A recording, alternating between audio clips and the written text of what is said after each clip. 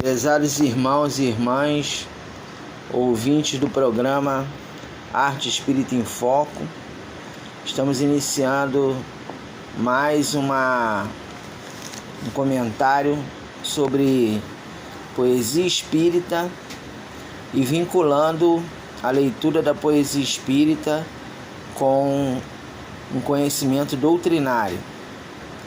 Então hoje nós vamos comentar com os nossos ouvintes uma poesia intitulada Verdadeira Riqueza.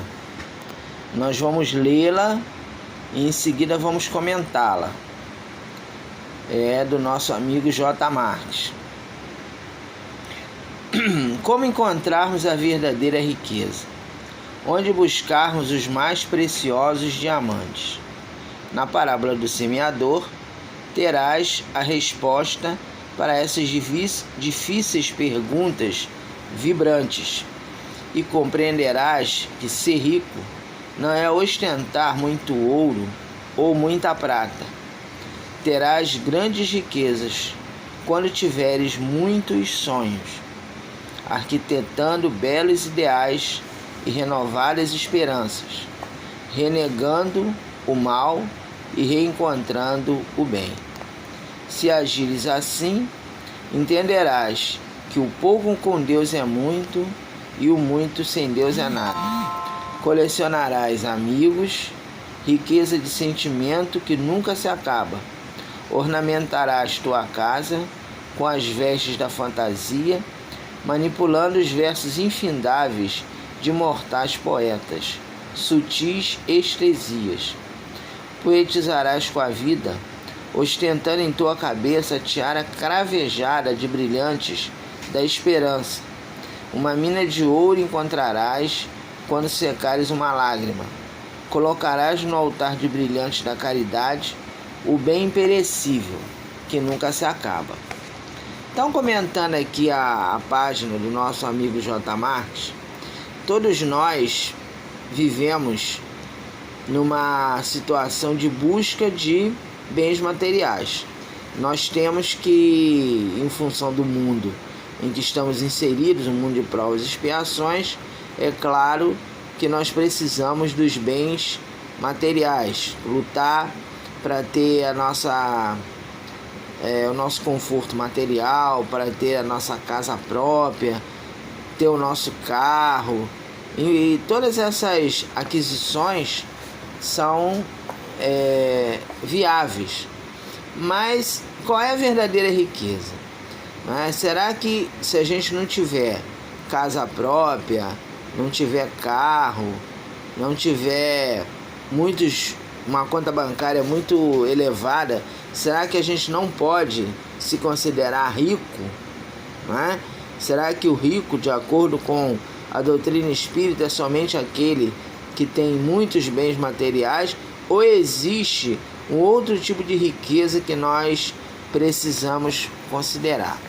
Então, continuando aqui na leitura do nosso texto, falamos sobre a parábola do semeador. A parábola do semeador é aquela parábola de Jesus em que ele nos fala sobre aquelas pessoas que não conseguem agir de acordo com a vivência evangélica. Aquelas pessoas que Jesus semeia nos seus corações, Jesus lança sementes divinas ao longo do caminho da existência, para que as pessoas permitam que os frutos sazonados do amor, da caridade, do carinho, da ternura desabrochem, e as pessoas perdem essa oportunidade, porque preferem a aquisição ou preferem a busca das questões materiais. Então a parábola do semeador é bem significativa, porque nos fala sobre aquelas pessoas que permitem que na terra de seus corações as sementes divinas lançadas por Jesus se transformem num jardim um jardim florido, um jardim no qual você vai distribuir as flores da caridade para aquelas pessoas que buscam. Ele coloca aqui que ser rico não é ostentar muito ouro ou muita prata. Então nós sabemos que muitas pessoas nas redes sociais mostram as suas aquisições terrenas. Então quando a pessoa vai fazer uma viagem, quando a pessoa vai compra alguma coisa, compra uma nova residência ou compra um novo carro, então tem pessoas que fazem questão de nas redes sociais colocar essas aquisições. Mas será que somente essas aquisições determinam a riqueza? Quer dizer, será que a riqueza somente é restrita a essas questões de aquisições materiais, de ostentação? Então vamos continuar aqui no texto, né? Terás grandes riquezas quando tiveres muitos sonhos.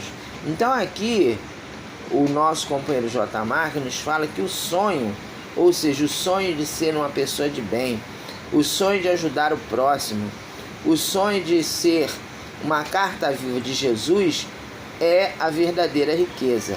É exatamente o que nós vamos levar para o mundo espiritual. No mundo espiritual, nós não seremos reconhecidos pelas nossas aquisições terrenas, nem pelos nossos títulos. Existe uma passagem do Evangelho que nos fala sobre a verdadeira propriedade, em que a pessoa que chega lá no mundo espiritual, considerando que pelo fato de ter sido muito rico, ter tido muitos títulos, muitas riquezas, que vai estar muito bem espiritualmente, isso não é verdade. No Evangelho também tem uma outra passagem falando sobre dois homens, que um era muito rico e o outro era pobre. Aí aquele que era muito rico, ele chegou com um saco cheio de moedas, um saco muito rechonchudo, né? Muito volumoso. E aí ele fala para os amigos espirituais: eu dei muito, eu fui muito rico, eu distribuí muitas riquezas. E aí chega um outro que é pobre, com um saco vazio, com algumas moedinhas lá no fundo do saco, e fala que ele não doou muita coisa, porque ele era muito pobre, que ele só pôde doar algumas moedas. Aí colocou esses dois sacos na balança divina. E a balança divina que estava com o peso do homem rico, né? Aquele que tinha doado muito, aquele que tinha dito que tinha doado muito, o saco dele era muito leve, era igual uma pluma, porque ele doou, mas ele ostentou muito, ele fez das suas doações uma propaganda, né? Ele disse para muita gente que estava doando, porque ele era uma pessoa muito boa, era uma pessoa muito caridosa. Então ele fez todo um discurso mostrando que ele estava doando, mas que ele era cristão, que enfim, fez um discurso das suas doações. E por isso que no mundo espiritual aquelas doações não representavam muita coisa. E aí ele fica lá numa região espiritual não muito elevada, e é dito para ele: vamos ver se essas suas doações servem para alguma coisa, porque você já teve a sua recompensa na terra. Você deu, mas você ostentou, você divulgou, você propagandeou as suas doações. Então, perante Deus, essas doações não representam muita coisa. E o outro que estava lá com o saco vazio, ele doou pouco, mas ele doou com muito carinho. As suas aquisições materiais foram muito pequeninas, mas ele era uma pessoa caridosa, era alguém que era solidário, que procurava ter sempre uma boa palavra, que tinha exemplos de amor, de ternura, de carinho para aqueles que necessitavam. Porque não adianta só você pegar o dinheiro, dar para a pessoa e falar assim: olha, eu estou te dando aqui esse dinheiro e vai embora, sai da minha frente, não aparece mais na minha frente, não quero mais saber. O que a gente faz muitas vezes com pessoas de rua, né, com pessoas pobres, Que às vezes chega, moço, será que o senhor podia pagar uma comida para mim, podia me dar um dinheiro? Você pega, paga e ó, tá, tchau, tá, vai com Deus. Né? É como se você quisesse se livrar daquela pessoa. Você não conversa, você não procura pelo menos trocar um olhar de carinho, fazer uma prece para aquela pessoa. Então aquele homem que tinha um saco pequeno, o saco totalmente vazio, com poucas moedas, perante a balança divina, aquela riqueza representava muita coisa, porque ele deu com carinho, deu com amor. Então é esse o significado dos sonhos.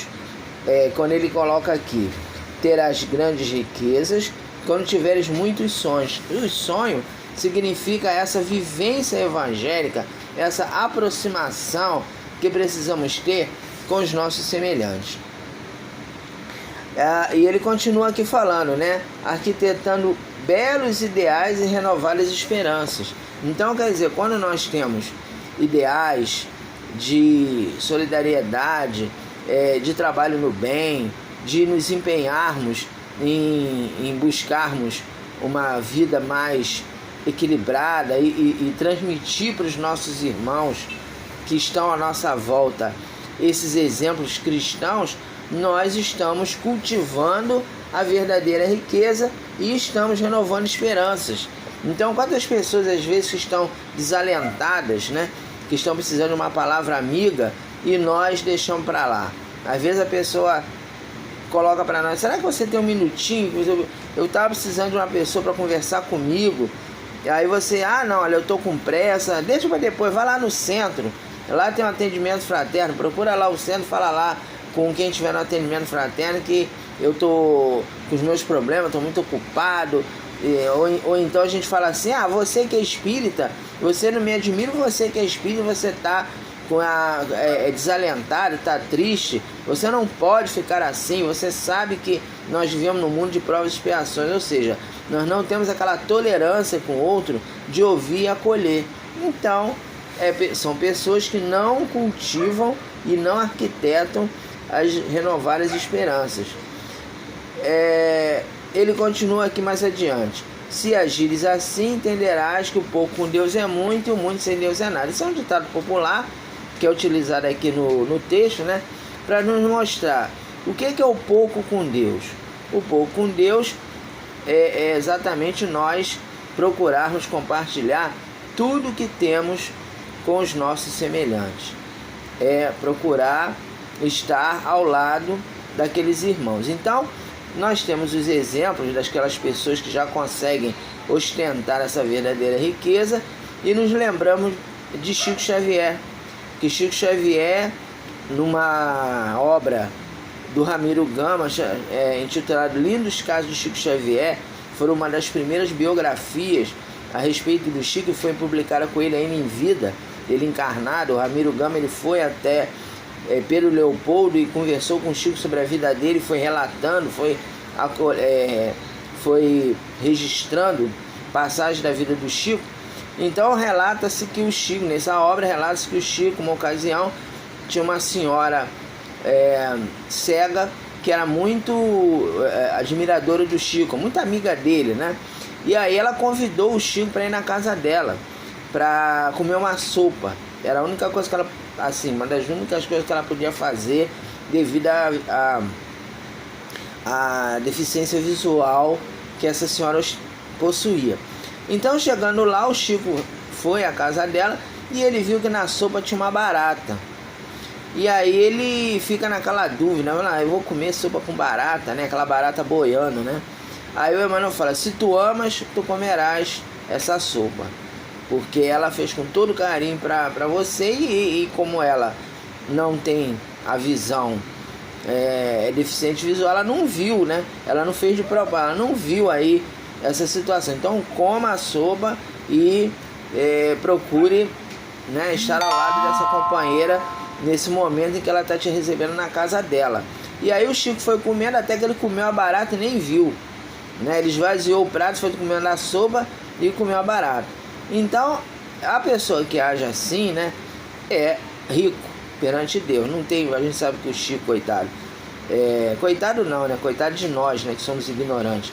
Estou falando do ponto de vista material, uma pessoa que viveu com muita dificuldade, ganhava pouco, trabalhava muito, mas ele viveu de acordo com essa riqueza espiritual, porque até uma barata ele se propôs a ingerir para ajudar, para compartilhar carinho com alguém que precisava.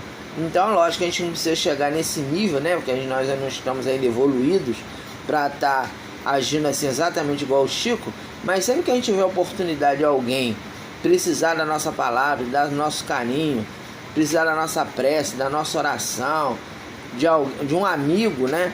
Para estar ao lado, para que nós possamos alentar a esperança de alguém, que nós não percamos essa oportunidade.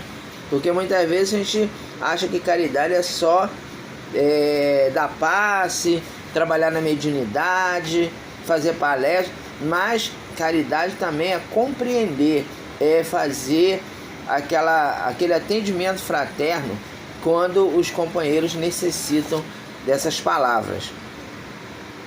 E aí por isso que ele colocou aqui, né? O pouco com Deus é muito e muito sem Deus é nada. Não adianta a gente estar cheio do dinheiro e se uma pessoa precisar da nossa ajuda, precisar de uma palavra amiga, nós não estarmos à disposição. Colecionará amigos, riqueza de sentimento que nunca se acaba. Quer dizer, amigos são joias preciosas que nós colecionamos ao longo da vida. Eu, graças a Deus, apesar de ser um espírito imperfeito e ser uma pessoa cheia de erros, eu tenho a dádiva de ter bastante amigos. Os meus amigos sempre me ajudam nos momentos difíceis, sempre estão ao meu lado naqueles momentos que nós necessitamos. E isso é uma riqueza, é o que ele está colocando aqui, ó. Riqueza de sentimento que nunca se acaba, porque aqueles amigos que você preza vão te encontrar numa outra existência, vão continuar caminhando ao seu lado e vão ser aqueles elementos que estarão ajudando você na trajetória evolutiva. E ele coloca aqui, né? Ornamentarás tua casa com as vestes da fantasia, manipulando os versos infindáveis de mortais poetas sutis estesias. Essa questão das fantasias é a questão daquelas sensações, daquelas emoções que nós proporcionamos quando nós somos pessoas de bem. Então a fantasia não é assim, ele não está se referindo à fantasia no sentido de uma coisa imaginária, uma coisa que não vai acontecer. A fantasia é aquela questão de você, com a sua atitude, você permitir no outro emoções e sensações de equilíbrio, de afeto, de paz, de esperança. E com isso também você vai escrever na sua vida poemas de entendimento, de sinceridade, de carinho, de ternura, né? Como eu sempre coloco aqui para vocês, né? O poeta não é só aquele que escreve, é aquele que vive. Então às vezes você não é poeta de escrever, mas é poeta de agir. Você age com poesia, você consegue ter atitudes de poesia quando você valoriza os seus amigos. Ele conclui: poetizarás com a vida, ostentando em tua cabeça tiara cravejada de brilhantes da esperança. Uma mina de ouro encontrarás quando secares uma lágrima. Colocarás no altar de brilhantes da caridade o bem perecível que nunca se acaba. Então essa atitude de buscar a verdadeira riqueza, de buscar essa riqueza espiritual que nós vamos desenvolver quando nós agimos de outra maneira, quando nós agimos de uma forma mais voltada para o amor ao próximo, é fundamental, porque quando nós secamos uma única lágrima, isso já é alguma coisa que nos conforta, algo que deixa para nós a consciência do dever cumprido. E é uma mina de ouro, né? Ele coloca aqui: uma mina de ouro encontrarás quando secares uma lágrima. E aí a gente lembra também da Condessa Paula, que está no Evangelho segundo o Espiritismo, que ela era uma mulher rica, que não precisava estar se expondo, né, nas ruas para fazer a caridade, e ela fazia questão, no século XIX, na época de Kardec, de encher a sua carruagem de elementos materiais e ir à casa das pessoas, ir àqueles subúrbios parisienses, que na época deviam ser extremamente miseráveis, né? E distribuir o que ela tinha, principalmente as boas palavras, principalmente o afeto e o carinho. Então, concluindo o nosso comentário de hoje, nós vamos ler para vocês, vamos terminar nosso comentário com uma passagem da vida de Jesus. Nós sempre fazemos isso e deixamos aqui como finalização esse texto. Então, o texto de hoje, intitulado Confissão dos Discípulos. Certo dia, estando Jesus reunido com seus discípulos, perguntou-lhes: quem diz a multidão que eu sou? Os discípulos responderam que muitos diziam que ele era João Batista, outros Elias, outros algum profeta ressuscitado. Ouvindo isso, Jesus voltou a indagar: e vós, quem dizeis que eu sou? Pedro respondeu: tu és o Cristo de Deus. Jesus ordenou que a ninguém dissesse isso, orientando-os em seguida: o mundo é ainda construído com a lama do ódio e da dor, mas um dia o poema de Deus expulsará todo o ódio e toda a dor. Eu, o declamador divino, vim para ensinar aos homens o significado do poema de Deus, para que a lama e a dor existentes ainda sejam transformadas em clamores de luz. No entanto, antes que tal fato ocorra, é necessário que eu pague um alto preço. Cuspirão no meu rosto, maltratarão o meu corpo, desprezarão o conteúdo da minha poesia.